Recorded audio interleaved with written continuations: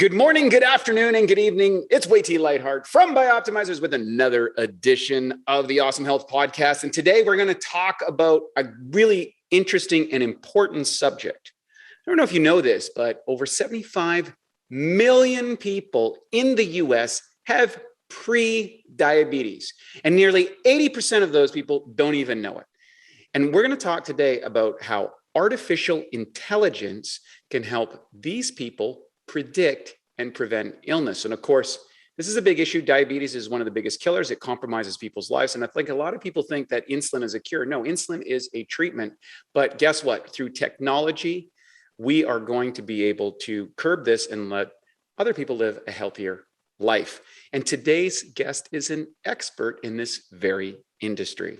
Noosheen Hashemi is a tech industry veteran, entrepreneur, and philanthropist. She is the founder and CEO of January AI, a seed stage precision health tech company that harnesses the power of artificial intelligence to prevent, predict, and postpone chronic disease. She also guides a family office that includes diverse investments in over 100 companies and venture capital funds. She is the founder of the HAND Foundation, focused on supporting scholars and organizations that promote socioeconomic growth among the disenfranchised.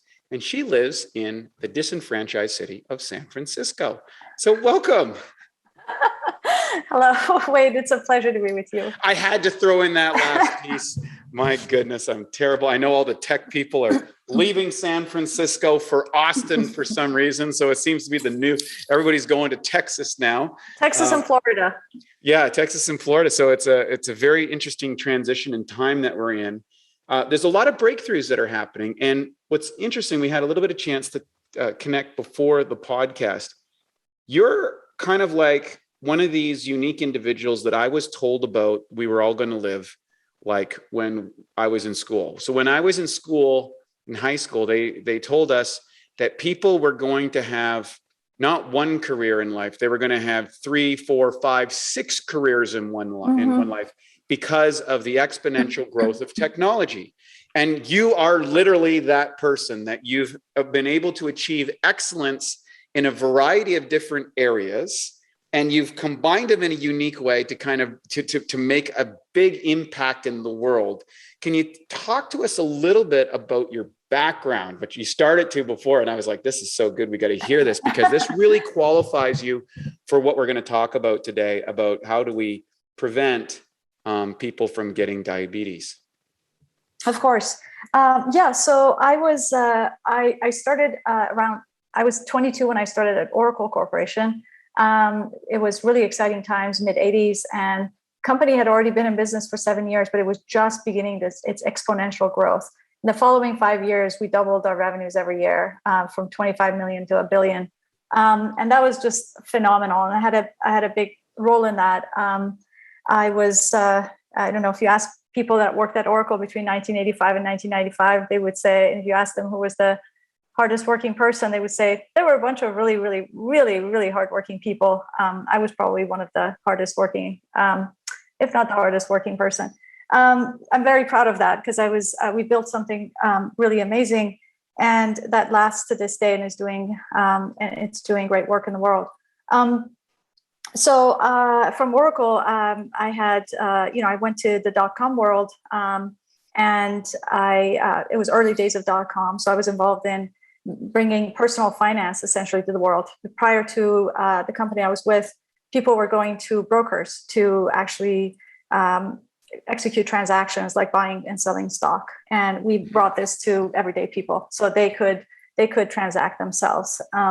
And we also brought financial content and other things. So we ended up becoming this sort of interesting feeder of information to people like E-Trade and Charles Schwab and things like that in that .com.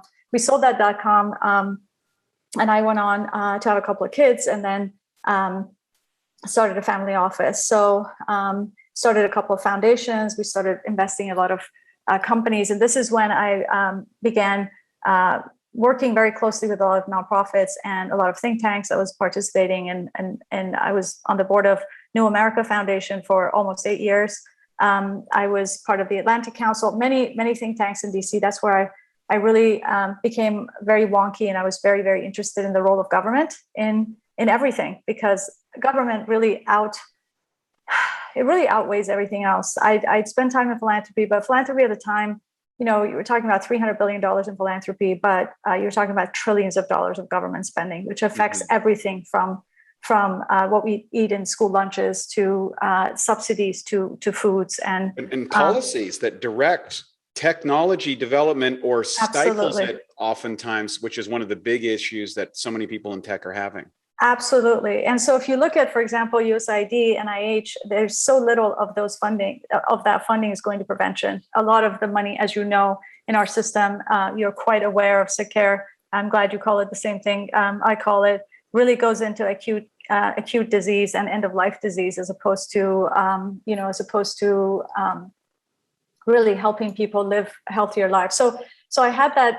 So I was living that. So I was kind of in the service of others for quite a few years. And then I went back to the dark side in 2013 and started operating in some of our portfolio companies that we had invested in. We've invested in 130 companies, about 100 of them are alive still. Invested in a hardware company I was involved with. And then I decided after about 3 years, I had to start my own company and bet on myself. Very Larry Ellison of me to bet on myself. And so I really, I took a very methodical approach to deciding what I wanted to do, because I could do a lot of things and I saw a lot of opportunities. For a minute, I thought I should do a new LinkedIn because it needed more heart. It needed to really address like the millennial population. They want to know what kind of boss they're going to have. There's a lot of connection and emotion they need. And I felt like LinkedIn was just too cold. Anyway, I looked at a bunch of different things and I landed at this conference, Societal Impact of Machine Learning. And there was a health section, and that was it. I heard the possibilities and I was hooked. So I've had a career in tech. I've had a career in philanthropy and running a family office, then coming back to tech. And really, it's now about combining all those things, not just doing good, but doing well as well, because it's the only time, philanthropy is great, but it's not sustainable. If you want to make tremendous change, you must do it in the private sector. You must do it in a way that gets into millions of people. And it's hard to get into millions of people philanthropically. So that's how I've ended up with multiple careers. I've also raised amazing kids. So my kids are really, really, really interesting people and interested people. They're very interested in things. They're very curious and very, living quite wholeheartedly. So yes, I've been lucky to be able to have multiple careers. It's really cool. You brought up so many different areas that you could dive into. Technology, its impact, both positively and negative in the planet, political machinations and how that shapes. And then whether you're in business or philanthropy for long-term change. Based on all of that experience, you came back to the picture of creating essentially a business model which can bring technology, life-changing transformation. Why do you think that you've landed there through that career? Before we get into what your company does, like why do you feel that way, or how have you come to that conclusion? Because it's not just a theory. This is applied experience absolutely. Of what you think. What would you say? What were the aha moments for you, and maybe those pieces, and why business is so critical? Because right now, business is under attack in the world right now. It's in vogue to condemn companies that are creating massive value on the planet. And I think a lot of people are missing the boat and say, we need philanthropy, we need to take care of these. But isn't it business that does a more effective job than anything else? Absolutely. It has to be sustainable. There are few in my career. I started philanthropy casually in 1999. I became rigorous. I always do everything quite rigorously. I became a student of philanthropy and studying and researching it from 2003 on for at least 15 years. So I've looked at it very academically, not just experientially, but private sector is really the only way to make things sustainable. Most philanthropic institutions, they depend on, of course, contributions, annual contributions. The large foundations that were started with large endowments, they don't need contributions, obviously, but they have their areas of interest that they invest in. And philanthropy is great for trying out ideas. You need business to scale them. You need government to scale them. You really can't scale in philanthropy. And so, yes, have there been cases of scaling philanthropy? Absolutely. I serve as an advisor to a group called Care Message, and they are a philanthropic organization, but they have a very large amount of earned revenue. So they really are they are a business that got started through philanthropy, but they're very unique in their case. If you look at Care Message, they're helping at-risk populations seek medical help when it's a right time to do it, not too late. So like they encourage people, for example, who are pregnant to get help early on so that they don't end up with very costly pregnancies and that sort of thing. They've served up, tens of millions of messages to people, and they're very effective. That's very rare. So philanthropy lacks market mechanisms. It doesn't have, for example, you don't see nonprofits that don't do well die very often. Sometimes they just stay open like endlessly. You don't see M&A, of course, in philanthropy because that's just not done very often. It was rare when Warren Buffett gave a bunch of money to Gates and said, "You spend it for me, you do it better." That's more rare. Generally, people don't do that. People don't get paid the same way in philanthropy. It's shunned. Maybe Google can pay $5 million for an engineer. You'll never see that in philanthropy. It just doesn't make any sense to be able to do that. And also think about the IRS. They approve most people's applications. I think 95% of the people that apply for 501c3 get approved. I mean, that just wouldn't happen in business. If you had 95% of the startups live, it just makes no sense. So why should you start another nonprofit for the same thing that 2,500 other people in the country are doing again and not gain those efficiencies and things like that? So it really isn't, it lacks the market mechanisms to sustain itself over time and scale itself to really large populations. But it's fantastic for experimentation. It's fantastic for trying out. It's fantastic for doing things. I'll give you an example. And one of the things that gives us an edge has historically given us an edge. I would not say in the future. Historically has given us an edge over some of the Asian countries is our love for the arts and this interesting educational system in the US where we had the sort of academic curriculum, but we had sports and we had arts. And this allowed Americans to be a lot more innovative and a lot more creative in the world. And as budgets go down, a lot of these art programs get slashed. That's a good place for philanthropy to come in and say, you know what?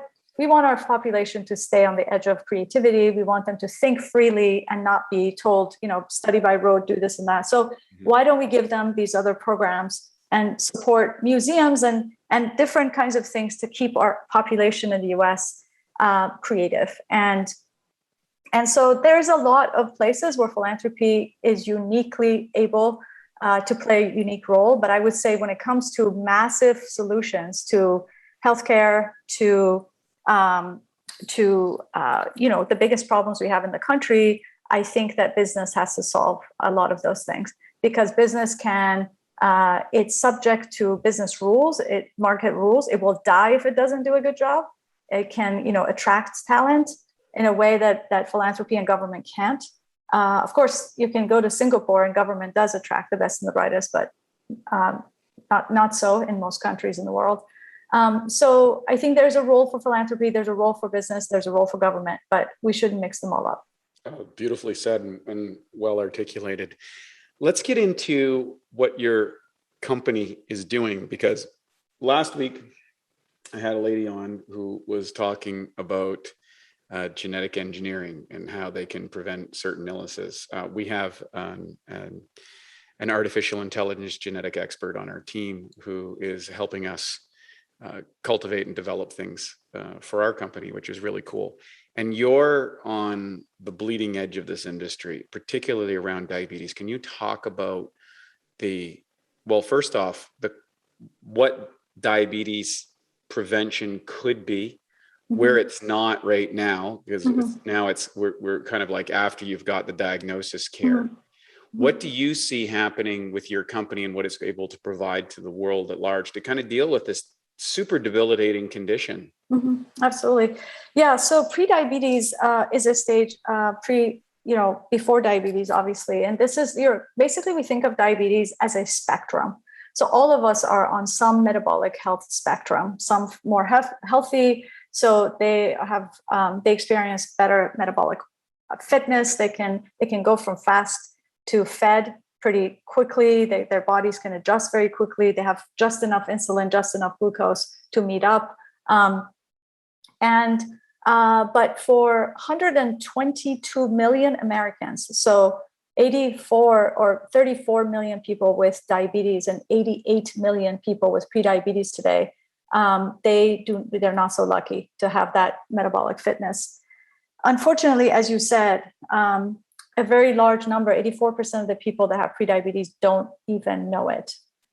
They don't know that they have prediabetes. And so how is that possible? Well, until symptoms show up, they're not getting tested and screened today in America. Generally— Would you say, just as an interjection there, can you clarify what qualifies as pre-diabetic, how someone would find out, what they would do to find that out themselves? If their doctor gave them an A1C test, hemoglobin A1C test, or they can go to Walmart and pick up a A1C test for $30. If their blood sugar basically is, if their A1C is 5.7 or higher, they have prediabetes. If it's 6.5 or higher, they have diabetes, according to sort of medical standards. We think these numbers are more go up and down. Honestly, we don't think that we think, people have been shown to go to the hospital for acute disease and all of a sudden show very, very high blood sugar, and people worry that they have diabetes, but they're under excessive stress, which is why their glucose is going through the roof. But then they come out and they're fine. So we think of it A as a spectrum. B, why aren't people getting screened? Because today our entire medical system is based on when you complain about a problem. If you don't complain about a problem, no one's bothering. You're fine. You're normal. You're healthy. The worst thing. Yeah, you're healthy. You're diagnosed as healthy just because you don't have the appearance of a disease at this point, even though that you're pre-disease state. All of us are pre-disease stage, and insulin resistance can start, in childhood. It can actually start in utero. So, so if you're undernourished in utero, or low birth weight can start that. There's no such a thing as that. It is definitely true that we spike more in our later years. So when we're in our 40s, a lot of people spike, and then with most of things they were always eating, and then they get into their 50s, a lot of people are spikers. So that's true. It is related to age for sure, but the disease starts pretty much from the beginning. It's like you start aging when you're born, basically. It's that idea. So basically, people are not screened. So some people are more, think more preventatively because maybe they had gestational diabetes when they were pregnant, or they had a family member. So if you have a sibling or a parent that has diabetes, your chances of diabetes go up 2 to 4 times, not 2 to 4%, but 2 to 4 times. Wow. So I think those people have a little bit more awareness about that. But in general, we have 122 million people on the diabetes spectrum today that have prediabetes or diabetes. By the way, keep in mind, 22% of the people who have diabetes are not diagnosed either. And so wow. COVID was like a real big wake-up call, because we all understood that, wow, if I have a precondition and I don't know it, it could be deathly. It could be really costly. So we now look at things quite differently. So what can technology do? And I can talk for weeks on diabetes and prediabetes and kind of the spectrum and what we know and what we don't know. But in terms of what technology can do, technology can show essentially CGMs. Well, let me start with heart rate monitors, because they've done great things for us, right? Heart rate monitors have done phenomenally. What they've done in the last 15 years has just been transformational. I think this idea that you should move has entered the American zeitgeist more so than ever since the TV was invented, right? Where everybody just started sitting. Before that, people were moving until the 1950s, and then people just sat, and then they drive to, now we're in front of Zoom. So this idea of movement has really clicked in. The idea of sleep has clicked in. The idea of mindfulness is clicking in with Headspace and Calm and a lot of other things. But this idea that we should manage our blood sugar is newer to the world. Right. And it is being made possible by this novel technology, which is actually not novel. It's been around for over 20 years or more, as the continuous glucose monitor. This continuous glucose monitor is really magical. It helps you see inside your body because you can see what's happening with your blood sugar. It's not an exact measure of your blood sugar, because it's reading interstitial fluid, which is correlated with glucose in your blood sugar. So It's not exactly like the blood sugar, but it's good enough. As far as you're concerned, it's you're able to see what's happening in your body. So you're able to see your reaction to various things. So if you go on a 2-hour bike run, you can see what's happening to your glucose if you do that. If you eat a certain thing, your favorite food or anything, you can see the reaction to that food. And over time, your possibilities for biohacking are really infinite, because you can experiment to death. You can see, like, if I go on a 5-mile run and then I eat pancakes, what happens, versus if I eat the pancakes, then go for a 5-mile run. And you could, these are some fascinating experiences that we've done at Bioptimizers. Exactly. Yes. It's amazing. Matt, my business partner, is a split tester. Mm-hmm. And I think he's done, I don't know, it's getting close to 20,000 different split tests just in a marketing level, and almost as many on the physical level, right? And this is, I think, what's called biohacking now, I believe will be called preventative health. Absolutely. In the future. Absolutely. Yeah. No question. And we need everyone engaged, because there's no way governments will have enough money to spend on actually solving our medical problems. I mean, the numbers. Well, they don't really solve that many problems. They don't solve it either. Governments don't add solve more problems. people, and they get more research, because no one wants to get concluded, and they have to get refunded for the university. And there's no accountability built into the system, because can you deliver this on an economically viable model to the public? Right. And with increasing taxes and increasing or lack of oversight or accountability within governments, the marketplace is the ultimate accountability program. Absolutely. So government does have a little bit of a good record in research. DARPA has done some great work, for example. But by and large, look at how NIH's money is spent. It's all on disease. There's very little on prevention. Dr. Fauci, I think, has allocated $3 trillion in funding over his career.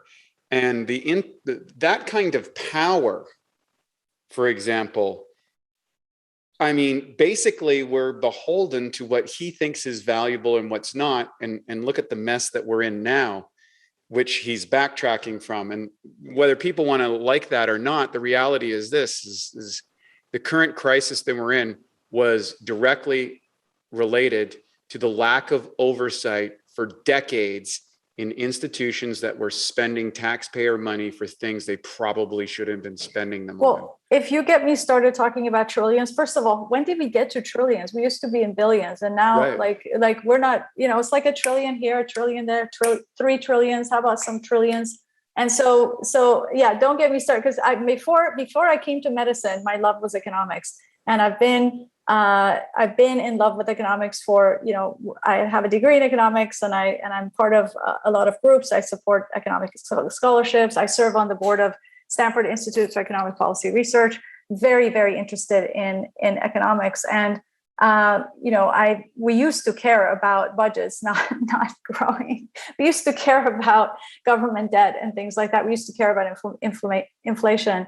I almost said inflammation. You see, my two loves are getting in. Well, inflation and inflammation, I think, are correlated. One is systemic to an institutional, and one that subjects to damage to the system, and the other one is is biological. But they're actually similar conditions. All right. So So going back to so we could talk about how government money is allocated and is not allocated to serve the country. For example, USDA, it has two bosses. It has the American farmer and the American plate, and so it's not really clear who we're serving, and so I think there's definitely an outsized role that government can play. But in terms of diabetes prevention, so the diabetes prevention program was created in 2002. There was a study called the Diabetes Prevention Program, 2002.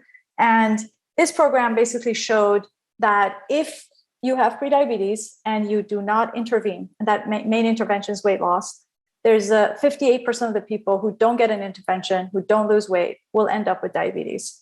But this is almost 20 years old. This is before smartphones, before smartwatches, before Abbott Libre, before Dexcom at all, any Dexcom. I think when it came out, I think Medtronic just had FDA approval on one CGM. So it is quite outdated in terms of its entire model, and we don't have anything new to take its place. And so private sector, we're not waiting. We're running to take advantage of technology. So what we are doing is CGMs, like I mentioned, is one very powerful tool to add to prior powerful tools like heart rate monitors to try to make sense out of our body. But at January, we realized, well, sensors tell us everything. So let's just put on a CGM and a heart rate monitor. What can it tell us? And we quickly realized that, first of all, we had a machine learning interest. So we weren't just interested in what can the data tell us, but what can the data predict for us? Right. And so because of our interest in prediction, we said, is it enough to predict from just CGMs and heart rate? Can we predict a lot of things? And you can, yes, you can. However, to have more robust predictions, it's important to include food. What are people eating? And I think that's been an unsolved problem, which we tackled boldly and audaciously. So I can talk about what we did. Yeah. Can you expand on that particularly? Because, I'll give you a little insight. For when I was a personal training coach, I would get people, the first job they would have to do is to write down everything they ate for a week. Now, prior to that conversation, I would tell them, what's your diet like? And like, oh, I eat pretty good. That would be 99% of the people said, I eat pretty good. Well, you get them to write down for a week in a pen and paper and a journal, and they'd come back kind of slinking in. Right. And they'd come over and we'd meet, and I was like, so what's the journal like? And they're like, well, I don't think I eat as well as I thought I did. And this is kind of going to the next level, because now Absolutely. You're not even coming down to, hey, I'm not in alignment with what I say. You're actually looking at, well, based on what you're currently doing, your likelihood to get diabetes is that. Is that what you're doing? Well, I should give the medical disclaimer. We got to get those legal disclaimers, and we do not treat or diagnose. We don't diagnose or treat or manage, but we do help people understand their bodies deeply and understand if they may be at risk, and they should go discuss it with their doctor. But what we do What's up with it? Like, when are we going to get out of this program, by the way? I don't know, man. This legal jargon mumbo jumbo to prevent a lawsuit with people. It's like, you know what? Let's help people, right? Let's help people. Yes. Yeah. So basically what the CGM can tell you is how you're spiking. But what January can help you do is to say, okay, first of all, you can't keep all your spikes in your head. What you ate last week on Tuesday, you're not sure what that was. Or if you want to share it with someone, let's say somebody wants to share it with their personal trainer, or they want to share it with their nutritionist, or someone else who's part of their care team. So then what we do is essentially we've created a database. So this was our journey. So we sort of looked at heart rate data and CGM data, and we said, what's missing is food data. How can we turn food into an assay? How can we turn it into data that could be used in prediction? So we said, okay, let's build a food database. So we aggregated all the food databases, curated food databases that there are in the US from USAID and other private sources. And then we saw that, of course, most of the food in America is not labeled. So the only food that's labeled in America is really, there's another role for government. If you wanted to give another role to government, label the damn food.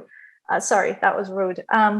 But grocery items are labeled, and chain restaurants are required by law to be labeled, but nothing else is labeled. So you could have a milkshake that's 1,200 calories, and you wouldn't know it. So here I must say that the food lobby has been very powerful in not allowing us to be more informed about what we're eating.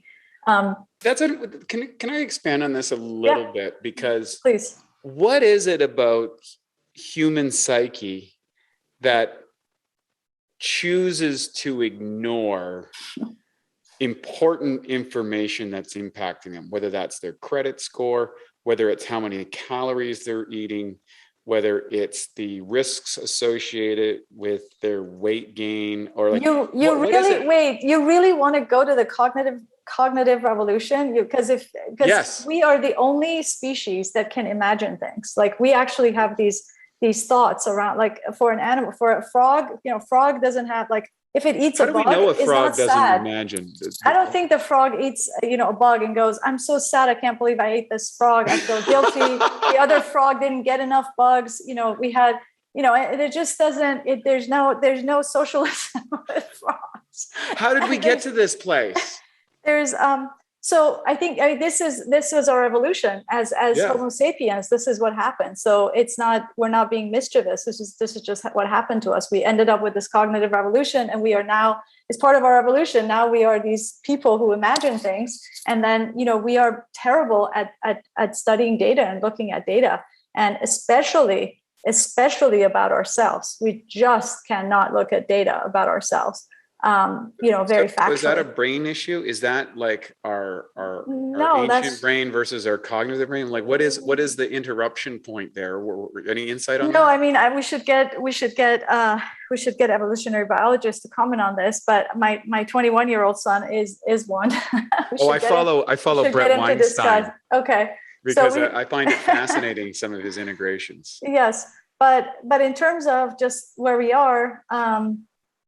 I think if we want to look at, so basically we thought, okay, about food, you were talking about journaling. So we said, okay, let's build this database, and then let's look at labels. And then, so our first machine learning project was to label foods. We said, let's label the foods in people's local restaurants, because a lot of people don't necessarily go to chain restaurants. A lot of people do. But of course, there are lots of mom and pop shops. Let's label those. Then we noticed that your glycemic response, or your blood sugar response to foods, is more associated with glycemic index of foods you eat versus carbs that you eat, because not carbs are created equal. You're not just eating carbs; you're also eating foods that are complex, that have other things. They have fiber, they have fats, they have water. So we thought, let's try to understand foods better. So our second machine learning project was to come up with glycemic index and glycemic load for these 16 million foods in our database. Then we ran an observational trial to associate people's glycemic response, or blood sugar response, to the glycemic index of foods they were eating. Wow. We then took that and made it into a prediction model. So our study took from August of 2018 to March of 2020, and we studied 1,022 people.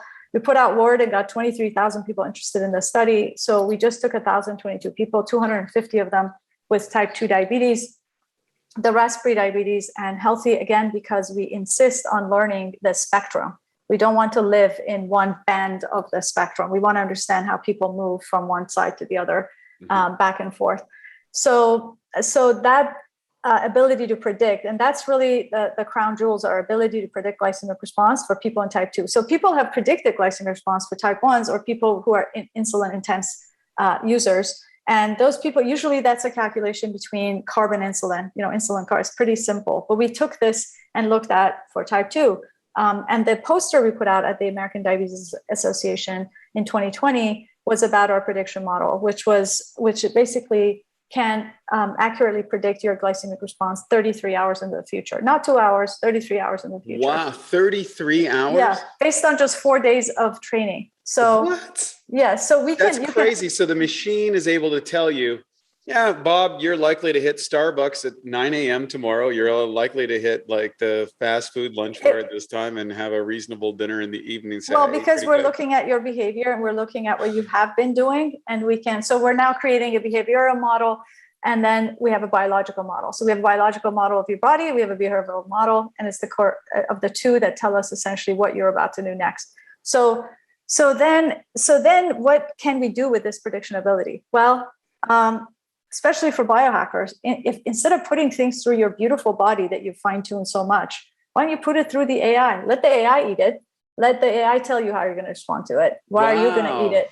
So after 4 days of training, you can take the CGM off, or after your CGM runs out, you can take it off, and the AI can still continue to predict for you and can tell you, if you eat this pizza versus that pizza, these pancakes versus those pancakes, this grocery item versus that grocery item, this is how you might do. And you can compare the graphs, you can see what you should do. So it helps you figure out, compare any two groceries, any two menu items, any two recipes, because we have 2 million recipes in our database, how you're going to respond to it. It will tell you how many minutes you have to walk to get back into a healthy sugar range. So if you eat a huge meal, if you're going to have to walk at an hour and a half, maybe you don't have an hour and a half, leave that for Saturday. Maybe you shouldn't have that during your work day, because you just don't have time to walk an hour and a half. So it tells you basically the price in minutes of walking. So to get your blood sugar back in healthy range. And that's not all. Wow, that's not all. It also tells you how long you've been fasting and eating. So intermittent fast, the people who are intermittent fasting, practicing intermittent fasting can see, oh, I'm getting close to 15 hours. I'm getting close to 16 hours, but not because they set an alarm for themselves in one of the popular apps, but because we know from their body that's what's happening, because they're wearing these wearables. So we can also make recommendations to people, say, hey, you're eating this yogurt with blueberries. It's pretty high GL. How about we move you to a lower GL yogurt with blueberries? Later, how about if we move you to, let's say, a vanilla yogurt with real blueberries? How about later we move you to plain yogurt and blueberries? So we would be able to, train people's palates over a period of time to move to lower GL foods without making it so extreme. Like today, everything you were doing yesterday, stop. That's what happens when people go to the doctor and they get diagnosed with prediabetes or diabetes. The doctor hands them a sheet and says, everything you've been doing until yesterday is wrong. And so at January, we believe like those things just don't work. People are staring at a blank wall. They don't really know what to do. Nobody can just drop 25 pounds. It takes an enormous self-efficacy and willpower to do things like that. So we think we need to give technology to people to figure out what they can eat, what they can't eat a little bit more of the things they can eat a little bit less of the things that spike them, and look for alternatives and have this database to sort of scour. But we can take this many directions. Well, first off, that's amazing. Congratulations on creating something so robust using technology that it can predict what different types of foods. How many foods do you have in this database? We have 16 million foods. 16 million foods that so you can eat a diet, your regular diet that you normally follow on any given week, and after 4 days, this machine will be able to tell you what happens if you walk into Chuck E. Cheese and have a pepperoni pizza. Definitely Chuck E. Cheese, because it's a chain restaurant for sure. If you're in an airport, you're going through an airport, you're like, should I eat this or should I not? You can at least look at our predictions of the nutrients for that thing and our predictions of your glycemic response. And that's why we spend 3 years in research. So based on this, why isn't every single diabetic organization in the world providing this for people and saying, listen, here is you can explain how the technology is delivered, but basically you now have someone that gives you instant feedback before you make the inflammatory move, which I mean, from a behavior modification program, I'll give an example for our listeners. And I've been very capable and have demonstrated ultra high levels of successful dieting using no tech observation, internal representation, monitoring, and a rigidity of diet. It's not it's not technology that people get. But what's interesting, where the concordance is how do I deal with going off the program, if you will? And that in is the real world. Yes, I create a psychological leverage point that is so painful in my mind. I use my imaginative component to get leverage on myself. And I learned this in bodybuilding. There's a guy by the name of Rich Gasperi, who was a successful Mr. Olympia competitor back in the 80s and early 90s. And he asked himself one question before he ate food: is this helping me get to my goal or not? And recently I'm doing this 50 weeks to 50. And, you know, I had a successful bodybuilding career, went away from it, wasn't trying to stay in shape, but, and, you know, I was in, you know, elite level of physical conditioning for much of my life. And then as my business grew, I said, I don't have to follow that as much. But now that I'm coming back to 50, I was like, well, can I get back to that level again? And in order to do this, I had to activate this leverage point. Now, before, it was related to my career, my athletic career, what that meant to me. And also, those things aren't that really important to me anymore. So I'm like, how do I get leverage on myself? Well, we're launching a book next year on dietary philosophies. Yeah. And I said to myself, okay, well, I need to show up a certain way for that diet book. I need demonstrable proof. And so one of the leverage points is I use is like, well, I love potato chips, for example. I love potato chips. You give me a potato chip, my friends know that don't hand wave the bag of potato chips or the bowl of chips. I will eat all of them and not offer anything. I love them. I don't know what it is. It's like my pet peeve and my demon and my love at all at the same time. But now I look at that potato chip and I says, well, if I eat this, that bag of potato chips could cost me $142,000. Now, because of lost potential revenue for the company, because I'm just a fat guy talking about a diet book, right? So yes. That I can't do that. I can't let down and it's not about letting myself down. It's like, I can't let down the people on my team. I can't let down the business. I can't let down all of our clients that we're treating. Like, so there's this monumental cascading of effect of like, I'm a, absolutely. Like, and that's the leverage point. But what you're essentially doing is you have a machine here that is able to say to that person in that moment and get leverage on them, the consequence of you making this choice right now is absolutely X. Yes, it closes the human behavior loop. It's a little bit like you brought up the credit score. So today people have a foundational understanding of their credit score and what it would do for them if they ruin it, or how they improve it, or how it goes bad, etc. And we don't really have that about our body. We just think, yeah, it's when we're young, we think we're invincible and like nothing is going to go wrong. And then 40s hit, a whole bunch of things. Either we get sick, our kids get sick, or parents get sick, and we start understanding our vulnerabilities and sort of, it starts hitting us. And then we don't really know. We have 40 years of learned habits and the foods we've grown up with and everything else, and our busy lives to deal with. And I think one of the reasons we've named the company January. My son named it when he was 16 because it's Greek god Janus is a two-faced god that has basically Janus is about the god of new beginnings and resolutions, and that's why January is the first month. But these two faces, we look at them as the face looking back, as your genetics and the food you grew up with and the habits you grew up with, over which you had no control. And then the face forward, which is, you as a person of reason, and you're expressing that reason in your diet book and in your creed and the way you live, you as a person of reason deciding how to live the rest of your life. But changing those things that you were dealt with is hard.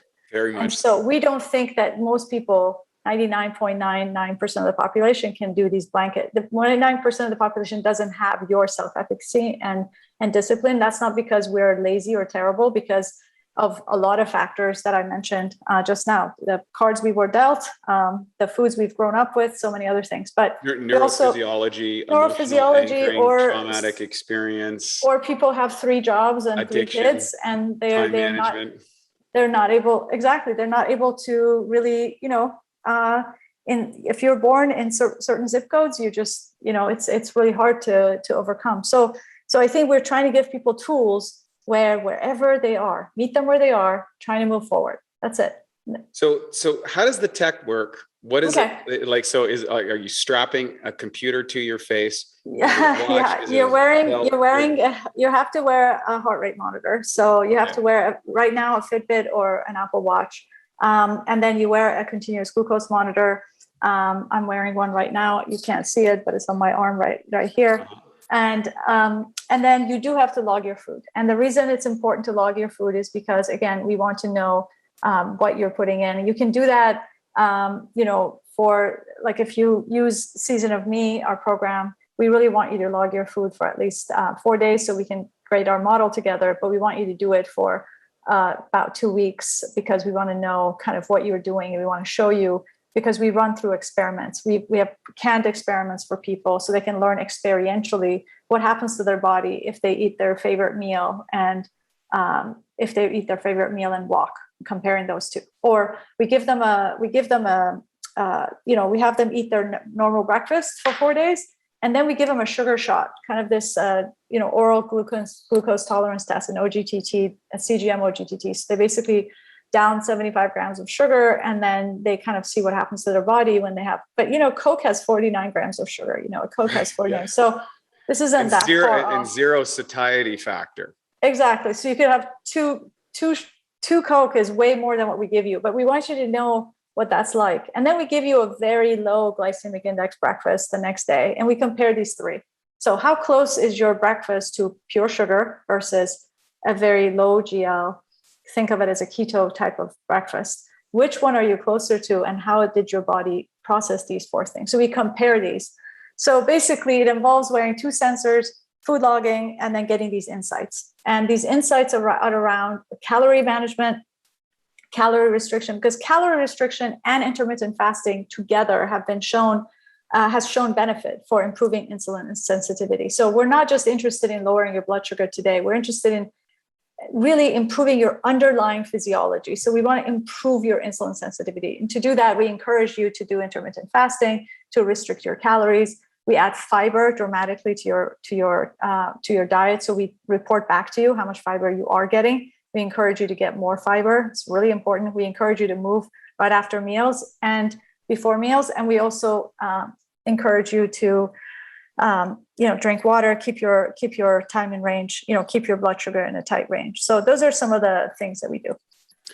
It's very impressive. Now, as far as behavior modification, how successful has been behavior modification with the people that have you run it through trials? Is it now going to the general population? And is there a feedback loop where you're getting data supporting that, like over above, say, controls who aren't? And now for a Bioptimizers fixed digestion tip: supercharge your protein shake. Everyone knows protein shakes are a great way to sneak in extra protein, build more muscle, even replace meals and burn more fat. The problem is the highest quality protein typically absorbs at around 40%. One way to fix this and dramatically increase how quickly and effective your protein shake digests is to add 2 to 3 capsules of Masszymes into your shake. One research study showed that pre-digested protein during a meal increased muscle growth significantly. To take advantage of this, just blend the open capsules into your shake, and within 15 minutes or less, the enzymes will have begun to break down the protein into amino acids. This can make your shakes at least 2 to 3 times more potent. Some people do this and sip on their shake while lifting to provide their muscles with a steady stream of amino acids during their workout. To save 10% on Masszymes, use the code SHAKE10, that's SHAKE10, at masszymes.com. That's SHAKE10 at masszymes.com. Totally. So our first trial was an observational trial. So it wasn't a randomized clinical trial. It was observational. So mostly we did it to collect data to develop our models. In that study, the sugar challenge study, based on which we published 2 papers, we did improve time in range for everyone, both healthy, pre-diabetes, and diabetes, for almost everyone. And so we just did it over 10 days. And then our Season of Me, which is our commercial product you can buy, that's 90 days. And we are seeing great. People are dropping weight. A lot of it is anecdotal. We are just running, right now we're studying that data. We have been studying it, but we're continuing to study it. So there's a lot of reportings of fasting, of weight loss, mainly because people don't believe that they can go without eating in the morning. So one of the biggest levers is intermittent fasting, and a lot of people think if they don't eat breakfast, it's the end of the world, and then they kind of, or some people eat. Essentially, we will allow you to eat whenever you have your eating period be whenever you want it to be, but intermittent fasting is very effective in getting people to reduce their overall calories. Occasionally, there are those people who do intermittent fasting and then they overeat when it's time to eat. They'll fast and then eat 2 pizzas. That's really rare. I think over time, your stomach kind of shrinks and you just don't feel good eating more than a certain amount. So over time, we kind of nudge you. So there's a lot of nudges. There's nudges around spiking foods. So this is what your spiking foods look like. By the way, if you ate this other thing, it wouldn't spike you as much, but it tastes about the same. And then there's nudges around activity. This is what you ate. But had you walked, this would have been your curve. And if you had walked more, this would have been your curve. So those are what we call activity counterfactuals. We have to come up with better consumer names for that. We're a very geeky bunch, if you haven't noticed so far from looking at our your company. SOS, I would say your sugar optimization strategy. Mm-hmm. So what is your, what is the SOS? Okay, my blood sugar's here. Can I walk? Can I do that? Like exactly. What's the and I would put some sort of interruption device, like and your blood sugar is in diabetic level, and then it's like some kind of reward mechanism where there's an auditory, visual, or vibratory response mechanism that's anchoring to the nervous system on positive changes, so that you're anchoring positive and you're creating aversions to negative stuff. Maybe you can just hook it up to a car battery and electrocute people and they screw up. I think that the smartest things that everybody can do, load up on fiber. If you're you're headed to a bachelor party or going to a birthday party, you're going to eat a bunch of things, eat a lot of fiber ahead of time. You can have fiber in a powder form. You can have fiber in the way of fruits and vegetables. You can have, see if you can eat a plate of broccoli. You can't. It'll just be, you'll eat so much and then you'll have to kind of stop because it's, it's volume that you're eating. And so fiber in your stomach, this is empirically shown. When you have fiber in your body 24 hours before, your curves come down. Your blood sugar comes down compared to eating the same food without fiber in your stomach. So easy things to do, fiber up. Another thing, start walking after you eat this stuff. You're in a birthday party, you just had a big piece of cake, don't sit down. Start moving, start dancing. Just get everybody else up. And we joked in our office when we started studying in 2018, we called it prancercising. We literally would eat things and then, with CGMs on, we start walking in the office. And even that made a difference. Like, whether you sat or walked in the office, it made a difference. So we brought this knowledge to the world. This wasn't known before we did our studies and started talking about this stuff, that it makes that much of a difference. And now, of course, everybody thinks, duh. But yeah, we proved these things to ourselves, and it was really interesting. So we said, even if you prancercise, it will make a difference. So eat at the party, get up and start moving, go around the houses.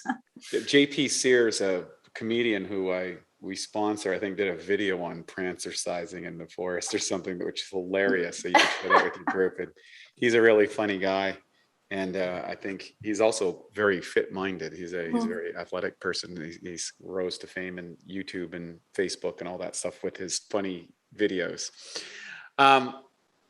Where is this all going? Like, so what do you envision for the future of January? What would you like to see happen? Where are you in addressing the millions of people who are suffering in ignorance, and you can bring this opportunity to them to address issues that they think may not be within their control?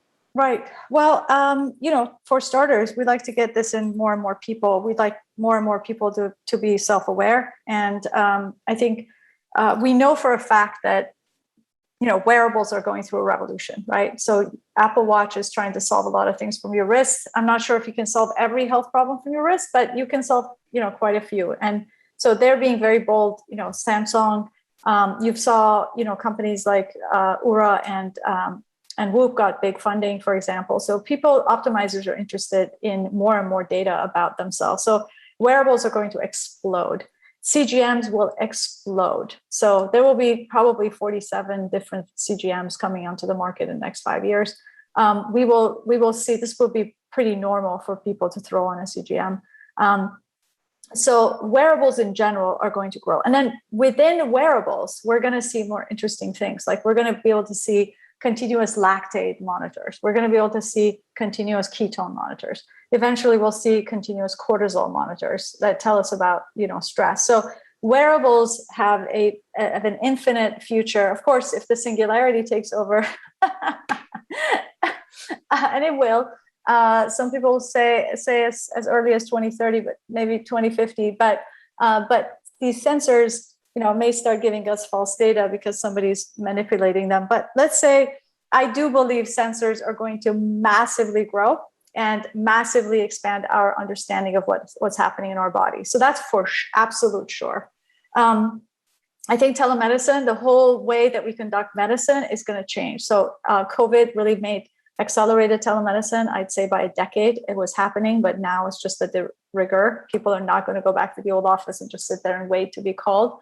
They will for specialty diseases. If you have acute disease, you will go see a liver expert or something like that. But for everyday care, I think it's going to become retail, right? We're going to Best Buy. We're going to go to Walmart, Kmart. We're going to go to Target and CVS and all the other places where we're shopping. That's where we're going. So that's going to dramatically change kind of where we get care. And then, of course, there's the explosion of consumer testing, right? So you see Everlywell. You're going to see lots of other companies that are giving you tests. I think Ro was giving people COVID tests, but you'll see I've invested personally in companies that will be powering other companies to provide testing. So you won't necessarily be relying on your doctor to write prescriptions for tests for you. You will test yourself as much as you want, as frequently as you want. And so what's going to happen is you will end up with more and more consumer health data. You have microbiome data. You have your genetics data. With 30 million people have done Ancestry and 23andMe, that data is just sitting there. It's not really being used. So what you're going to end up doing is going to happen is you're going to have all this consumer health data. Now, Apple HealthKit, Google, they are capturing this data, but they are keeping it in silos, right? So Apple may be studying your data, but it's not giving it back to you in a synthesized fashion right now. So there is Apple HealthKit, right? All that data is going in, but it's not synthesized. So is Apple studying that? I bet you. Of course, that's how they're determining which devices they're going to roll out next. There's a reason they're $1 trillion company. They keep exactly. all their info in-house and they're not disseminating it. Yes, I love how all the innocent, so there's a whole other talk show. Let's come back to the innocence, the presumptive innocence of tech.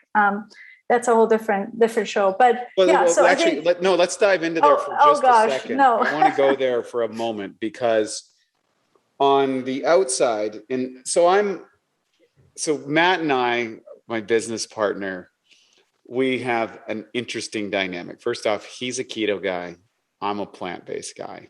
Mm-hmm. He is ultra data driven. I'm ultra observational, intuitive. He wants more tech, more data, more device. I want less tech, less data, more insight, more, feel, whatever you want to call it. And we go back and forth on this. And I can remember reading Google's "Don't be evil" tagline, because the power of artificial intelligence, the power of technological information, and how it's used. Inside, I wrote a book a number of years ago called "The Wealthy Backpacker and the Rise of the Digital Republic." Mm.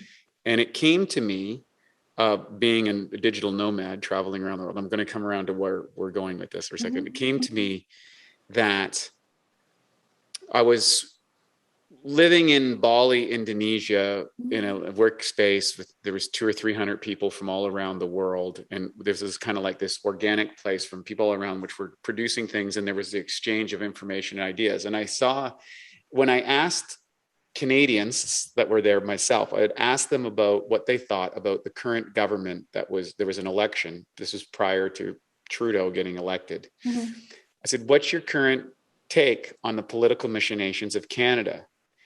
And most of these people were in their 30s, early 30s or late 20s. They had no idea about the political situation of the country they're from. But when I asked them about the latest algorithm on YouTube or what Amazon was doing in the release of technology and how they were paying people, they were very sophisticated in understanding the consequences of that. And what I realized is that there is now these digital republics, what I call Google, Facebook, Instagram, Twitter, Netflix. You go on down the list of these super tech companies, which are essentially tyrannical organizations, which have more influence and power than governments themselves. And I realized this, and I wrote about it, and I said, wait a minute.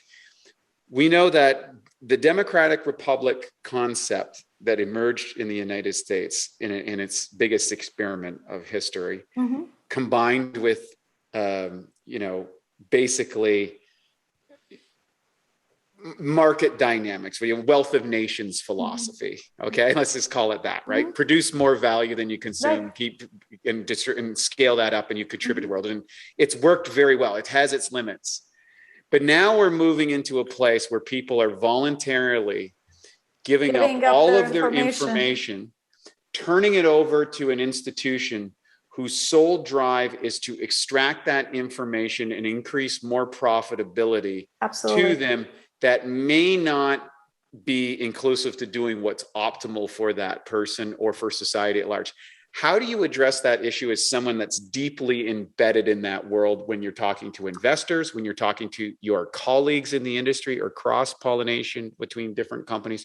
Is that conversation happening? What do people absolutely? Yes, absolutely. We're adamant about not selling people's information. Adamant, which is why we have a subscription service. But 4 years ago when I started, everything was for free. It was mostly ad tech. I mean, it's another conversation to talk to you about how hard it was for me to hire machine learning people away from FANG, away from these companies 4 years ago. Nobody wants to go into health. Now every VC has a health practice. Now health is a big thing. But 4 years ago, I had a lot of convincing to do to bring the health, best and the brightest into health. So they were talking, a lot of machine learning people told me, look, I just want to solve interesting problems. So autonomous vehicles, robotics, ad tech, fintech.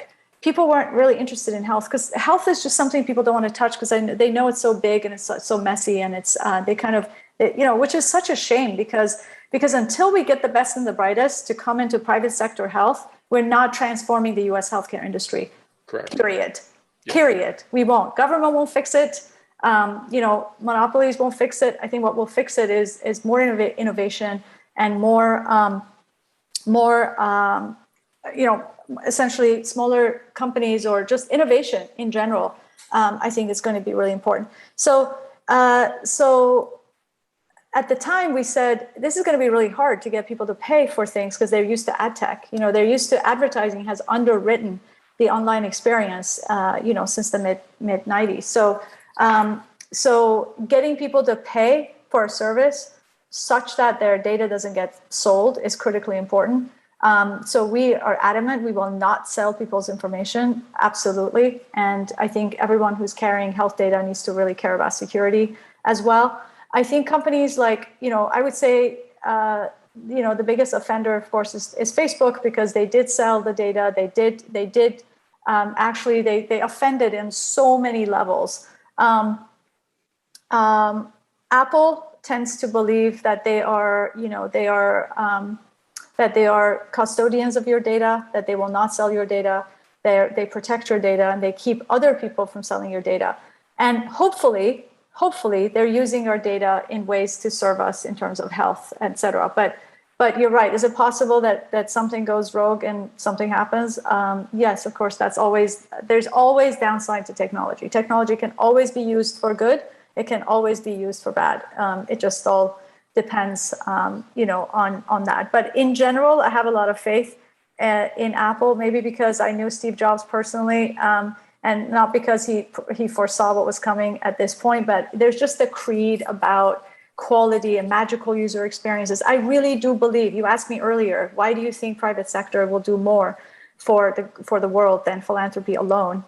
Philanthropy alone, like I said, has a place, but not enough. Why do I think that? Because the phone did so much more for philanthropy than nonprofits ever did. Why? Because people got connected. You could go through a line somewhere in Africa and a customs line, and if someone wants to get a bribe from you, some kind of customs officer is going to say, "Hey, you have something. Give me some of this, or give me cash to let you pass it through." You can send a message to the people behind you and say, somebody's trying to extort here. Just watch out for this person. You couldn't do that before. You can't. There's no nonprofit that can help you do that. Mm-hmm. It just can't.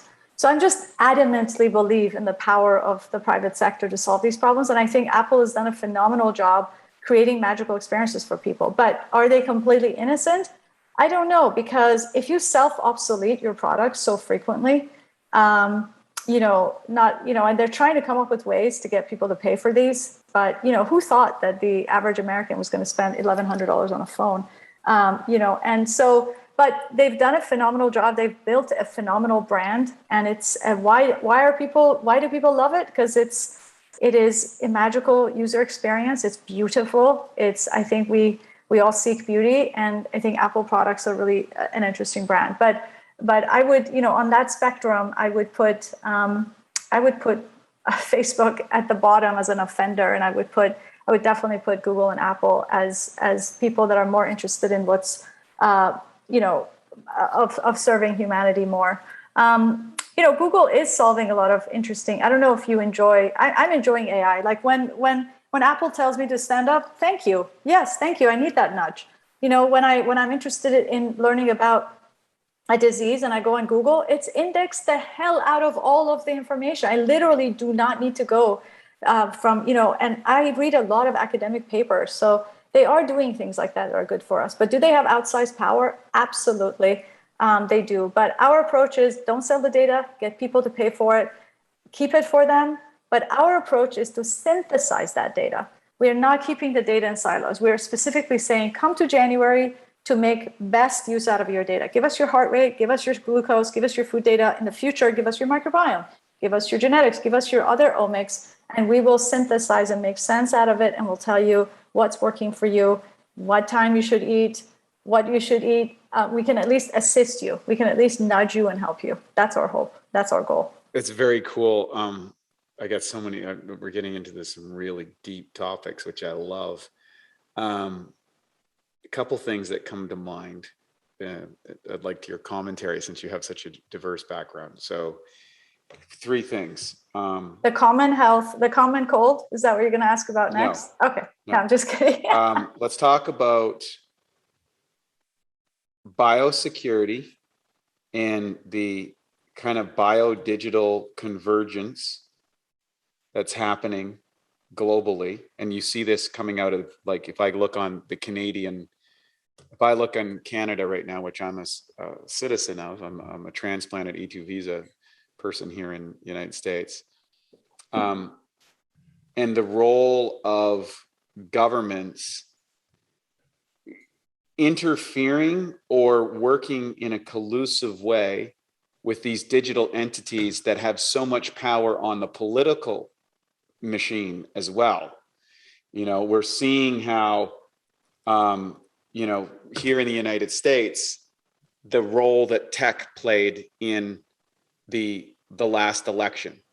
We're seeing, and that started probably a big point with Obama originally using a very base route email campaign to activate a group of people who were not participating in the machine.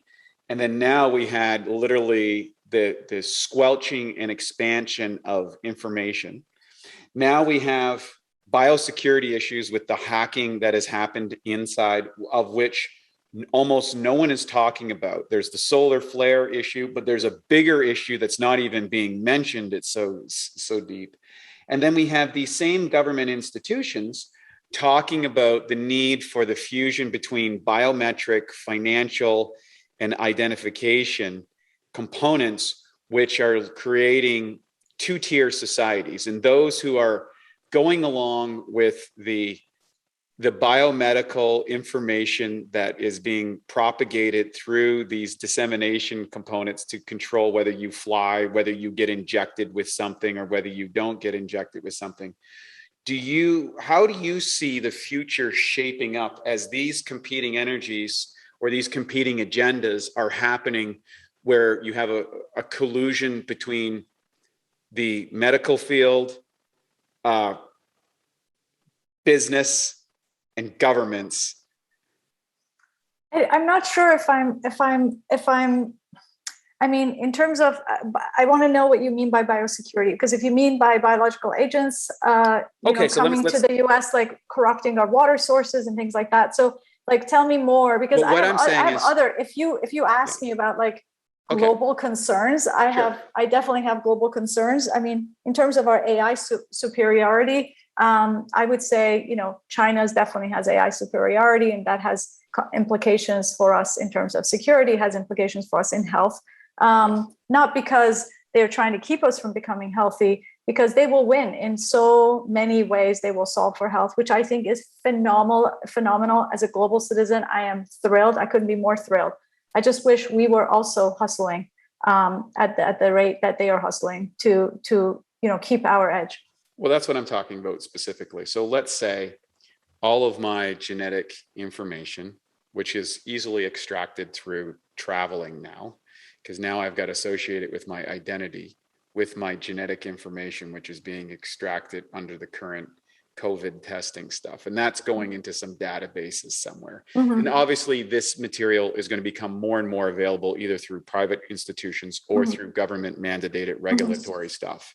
And then we have the security of that data and how that could be leveraged through countries who do not share the same political philosophies that mm-hmm. we do. And that's what we're seeing with China and the United States right now, as maybe the descending power of the United States and the rising power of China. Mm-hmm. And China being a country that never has had a day of democratic rule in its world. It's not a philosophy that's inside of that thing. It has. China is a very, very old country with 5,000-year history. I mean, meritocracy started in China, but that's a whole different conversation. But I think that China will use its data to solve for big societal problems like health, and they literally will. I mean, they will solve. They have been looking at our genomics advances, our understanding of genetics. They're looking at basically every angle of health that we have been active in. They are mastering those things, not just like getting interested in them, but they are building labs. They're recruiting the best and the brightest talent mm-hmm. to their country for studies. There are plenty of intellectuals and academicians and scientists who have who are in Canada or in the US or in the UK or Europe, who also have labs in China now. So, and then we kind of know that whatever belongs to whatever goes into private sector in China, there's not a big line between it can end up in government as well. The problem is here we're collecting all that data. It is subject to abuse, but we're not benefiting from it necessarily right. in a centralized way. And right. centralized government, it does have its benefits. We didn't think, end of history told us that wasn't the case. That end of history told us that the developed nations, that essentially economic prosperity was built on top of democratic societies. But of course, China proved that completely wrong, right? So they built used central planning to their economic advantage, and they actually brought 200-300 million people out of poverty with central planning, without having those democratic freedoms that we see, that we saw in the West. So they did. In this round, they proved us definitely wrong, that it wasn't a necessary requirement, necessary condition. Democracy wasn't a necessary condition for economic development. So they did show that. But I do think they are ahead in terms of AI and their application of AI specifically to health. And they are ahead in a lot of ways in the health. I really think health is one of our biggest problems in this country. And I think that in cost, in suffering, honestly, and how much people have to suffer, why should they find out they're stage 4 of something? I think that's just insane. You should know when you're on your way to disease, you should be getting alarms. Now, if you ignore those alarms, fine. But you should, at least you have the right to know your data. You have the right to have your data. And you have the right to give it to companies like us who can synthesize it for you. We promise not to sell it. We will not sell or commercialize your data. Absolutely, absolutely, absolutely. So I don't know if I really addressed your thoughts. I feel like we could talk for hours about kind of these different forces, and I'm not sure if I really answered, but I think we share some of the same anxieties. Yes. Beautiful. I've been concerning myself with this whole topic, so we kind of went off on a tangent. Bringing it back around to one of the things that you brought up was before we close up, because I think this is the big question that myself and my business partner go back and forth. I want to interview both of you, by the way, because these approaches are both very relevant to what we do. Yeah. So for example, he's kind of in the Elon Musk camp where he's just like, hey, Singularity's coming. I'm in, boot me up. I you know what I mean? Like, plug me into the system and let's continue on. And I'm like, no, I want to be the last of the Homo sapiens. You know, you want to go out poetically. Well, maybe, yes. Maybe I'm through the gift shop. Yeah. Yeah. And because my belief, and I'd like to know what yours is, because it's fast. And don't get me wrong, I think this data is great, and we leverage so much of it. It's amazing. But I'm this old school curmudgeon from another generation, and I go, well, okay. Do you first? Let's walk through these things. First, quick question: do you believe the singularity is inevitable? Yes. Okay. When do you think that's going to happen? I think it's going to happen, obviously, in the next 30 years. However, I don't think we will know when it's happened. Okay. Because we will not be able to determine what's human and what's not, which I think we're well on the way to that. I think we're basically cyborgs now. You know, we have a phone that we're kind of wearing a bunch of things. Yeah, we're semi-cyborg for sure. You know, and now we're getting into the embedding of technology, which has its benefits. Absolutely. There's no denying the benefits of that. My question is, I personally believe that biological evolution is more robust in survivability than biodigital information. For example, I asked him this question, which he's like, wait, you can't compete with all this stuff in its current form. And I say, that's true. But has all this technology, say, accounted for a giant solar flare?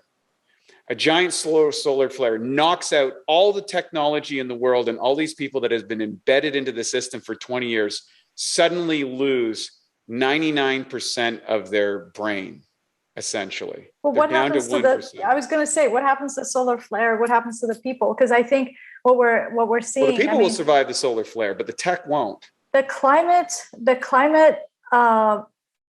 The climate-based migration is going to be, 1 million people came from the Middle East to Europe and they wrecked it. You know, they broke they're like breaking the European Union. You're going to have millions and millions of climate, people on the run. And I don't know what that's going to do to our society. I don't know we're just overtaxing the planet. So I do think that there are some forces that are not boding well for us. And Singularity the climate sort of climate-based migration is going to be pretty horrendous. It's going to test our institutions pretty seriously, and test our capacity just to incorporate people, as a lot of people go into Europe and a lot of people. So I think migration is going to remain a problem, and it's just going to be exacerbated. I think these things have, certainly the rise of, single man rule in the world. We didn't think that was going to come back. We thought that was behind us, or at least we thought we had a pretty balanced system, but we don't. That's just rising in the world, kind of in a lot of places, not just in a few places, but in a lot of places. So I think there's a tremendous amount of anxiety that brings to the next generation who are supposed to solve these problems. If they read that, there's not going to be fish in the water by 2050, and that's not a very enlightening. I mean, it's interesting in some ways. The people that are doing space tourism, they're kind of trying to create this kind of new hope for the young generation. It's like, don't worry, we'll leave here, we'll go someplace else that's more habitable. But I think the speed at which we just haven't had enough time, just look at agriculture, just how old agriculture is, okay? Right. And the fact that we have moved so far away from our ancestral diets. We used to eat 150 grams of fiber, and in a matter of 10,000 years, we're off to these crazy, we're eating all these packaged foods, and all this stuff is happening. And we are extremely inflamed. We have 7.5 billion people that have low-grade chronic inflation based on what we're eating, right? So what's going to happen? So these things are happening so rapidly. So I'm a little bit with your brother here. Not that I want to hook myself up and all that, but I feel like the human being doesn't have enough time to adjust to these things that are happening. So we could take some of these things if we were given tens of years, hundreds of years. But if we're given a few years, I think we are going to have a hard time adjusting to these very quickly. That's an interesting argument, very similar to the argument by Yuval Noah Harari in Homo Deus and 21 Lessons of the 21st Century. So, so the last question I guess we'll get before, because this has been so awesome, your wealth of knowledge. Who wins out? Homo sapien, geneticalus, biodigitalis, or biogenetic digitalis? And very what I good mean question. by that is the genetic engineered, the digitally enhanced one, the combination of the two, or the old school Homo sapien who just survives all of it by living off the grid in a mountain pass as we destroy everybody, and that's all the people that left. Who wins that? Who wins that war? It would be most poetic if it were the Homo sapiens, because all they need is 150 people in a community, and they can just live on, and they can regrow and remake everything and make their clothes from scratch, and they can do everything. They did it before, they can do it again. But I don't know the answer, honestly. I don't know if anyone does. But I don't, because I think there's so many combinations and permutations of what could happen. I think we should do everything in our power to empower the people who want to work on themselves, who want to make themselves healthy, who want to give themselves a better chance as human beings.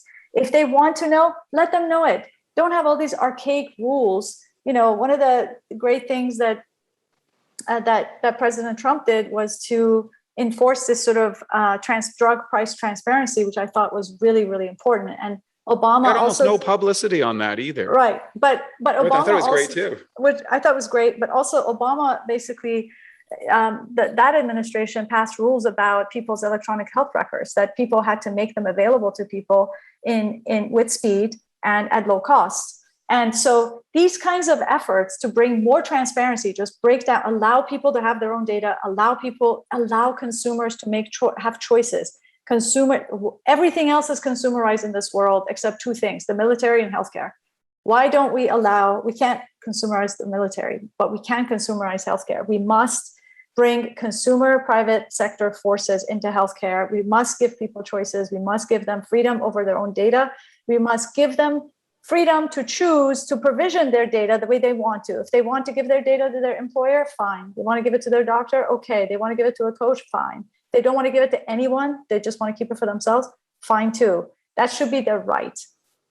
So I think if we go back to some of the simple principles, market principles, and say, how can we bring market principles to healthcare? How can we break down the opacity, the sort of the screwed up incentives where you're just working at end of life, you're just working at acute disease, you're just working at solving these sort of kind of problems that are too late to solve. And how can we put all of our efforts on the front end of this? I think what you hope for is more possible if 100, 200 million people start taking care of themselves. If we switch over to prevention on health, it's possible that we're going to survive more and the path we're on right now, because obesity and diabetes is growing in every country in the world. And that's not very good for our survival as Homo sapiens. Well, it's interesting, in the wealth of nations, the idea is that you actually consume, or you produce more than you consume. And what's interesting is that we're now consuming more information or more than we are actually producing. And so if we can have a way to aggregate and systematize the sheer volume of information, and so that we can actually produce more output in a positive way from that, then perhaps the balance will be struck between. You're absolutely right. We become voyeurs, right? People wake up and they're on TikTok and they're spending hours and hours and hours consuming and not making, not building, not producing in those ways. And that just cannot be good for us. Yeah. So I do think that we're in this. Brett Weinstein, the evolutionary biologist that runs Dark Horse Podcast, who I love listening to because he's a great non-politicized scientific thinker, and he walks through the process, as does his brother Eric's a little bit further out on the limb. It's very struggling to deal with Eric, but Brett interprets his stuff very well. But he says it's a 50-50 deal from his calculations whether humans actually survive. My belief is Homo sapiens aren't going to survive in its format. I think we're in an evolutionary shift, very much like we had Cro-Magnon and Homo floridus and all these different versions of Homo erectus or upright sapiens. And we're moving into this. Which one wins out? I don't know. I'm going to bet. We're here to kill everybody else. So the question is, can we kill our food source? Can we kill everything? And are we doing ourselves in by killing, the ecosystem basically that kept us alive and surviving? So that's not very smart, but we are shooting ourselves in the foot in many ways. Yeah, I think Homo spiritus is the answer, and that is to find a deeper connection with all that is. And by doing that, it shapes the choices in a better way. So I agree with you, and I wish that more people saw that light. And but I'm afraid our higher education institutions are filled with people that are running to computer science classes so they could get an A, so they could become the next Mark Zuckerberg. That's the problem. They're not trying to connect to this higher spirituality and necessarily. So that's another podcast. We could talk about higher education. Yeah, and its role in preparing our next generation to deal with what's ahead of us. Fascinating conversation. I wish we could go on longer. It's so great. We'll have to get you back. Your company, can you talk where people can find it, where they can find you, all the social media channels? First and foremost, I want to thank you for being so open. Thank you, Wade. You got me to go all sorts of places that I normally don't on a day-to-day basis. I live in microbiome, and I live deeply in machine learning and other places. But you really had me tap into some of my wonkier days. But no, I really enjoyed it. It's always a pleasure when we're not just talking about just the personal science in our bodies, but we're thinking about the context and the bigger picture of health and mental health and access and everything else. So thank you. I really also very much enjoyed it. We are at January.ai, and I'm Noosheen Hashemi. You can find me on LinkedIn. You can find me on Facebook and Instagram and Twitter. But mostly, I must warn you, I don't spend that much time on social media. I make I'm a nerdy geek. So I'm told I need to be spending more time on that. No, I got the same issue. Everybody, I just had a big fight with my group not a fight, but a heated discussion about how often I'm posting and sharing the intimate aspects of my life. And I'm like, can I do this just once a week and get back to real living? It's a right. And from the world I come from, they're kind of like, well, you should share your life. I said, my life as an entrepreneur, I work 14 hours a day. Like, I mean, what part of that do people find inspirational? Me neither. Trying to tackle like huge problems, which means getting talent and connecting all the pieces and pioneering in areas nobody's tackled and taking these huge bets. And so there's a lot of angst for being, doing things that have never been done before. But yes, we are called to share. But this has been such a great conversation. You've been such a great guest and enlightened me in a lot of ways. But the one thing I'm very clear about is that I believe that January, the technology you're producing, can make a difference in a lot of people's lives to help them, lifestyle correct or change their behavior or understand the consequences they're doing to make positive change. And I've been a positive change advocate since my teenage years when I first got into this industry. And I think in a technologically driven world, this is how you're able to scale change. And so I want to thank you for coming on the podcast today. Thank you so much for having me, Wade. I really appreciate it. And for those who want more information, who like this, please share it, talk about it. I'd love to hear your comments on the podcast. Of course, that's it for this week. Wade Lightheart from Bioptimizers at the Awesome Health Podcast. Who's going to win? Bio or Homo geneticus, Homo digitalis, Homo spiritus, or good old Homo sapien? Tune in for the next few decades and we will find out, but I love your opinions. Thanks so much for joining us. Take care and have a great day. At Bioptimizers, our mission is to fix digestion. And a cornerstone of digestion is gut flora. P3OM is our patented probiotic formula. In fact, we call it the Navy SEALs of probiotics. You see, strong proteolytic or protein digesting activity is paramount to having a healthy gut flora. And of course, P3OM provides that. The good news is, unlike weaker probiotics, P3OM survives the digestion process. What it does is it basically multiplies the good guys while protecting you against pathogens, or what some people call the bad guys. P3OM really helps to rebuild your digestion. And what that allows you to do is to maximize nutrient uptake, energy, and metabolism. To find out more of how P3OM can help you, go to www.bioptimizers.com.